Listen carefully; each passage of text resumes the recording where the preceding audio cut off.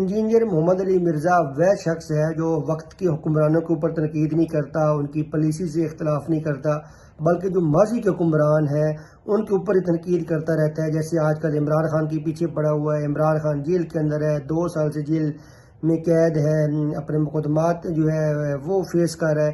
اب اس کے اوپر تنقید کرنے سے تجھے کیا ملے گا؟ نہ ہی اس وقت جو ہے عمران خان کے اوپر تنقید کرنا کوئی وقت کی ضرورت ہے، نہ کوئی عوام کی ڈیمانڈ ہے۔ اگر وقت کی ضرورت ہے تو حکمرانوں کے خلاف بات کرو، ان کی پالیسی سے اختلاف کرو، ان کے جو منصوبے ہیں ان میں اگر کوئی کمی ہے یا کوئی کوتاہی ہے وہ ان کے سامنے لے کے آؤ تاکہ عوام کو کوئی بہتری ہو سکے۔ شہباز شریف، نواز شریف، آصف علی زرداری کے اوپر کوئی تنقید کرو، ان کی پالیسی سے اختلاف کرو۔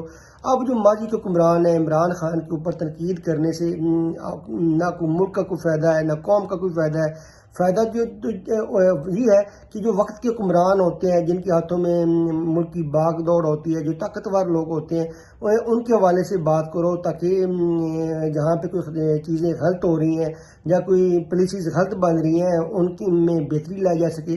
تو جب آپ اس طرح کی حرکت نہیں کریں گے، وقت کے حکمرانوں کے اوپر بات نہیں کریں گے، ماضی کے حکمران کے اوپر بات کریں گے، تو ڈیفینیٹلی عوام پھر یہ رائے بنانے میں درست ہے کہ آپ کا ایجنڈا کوئی اور ہے۔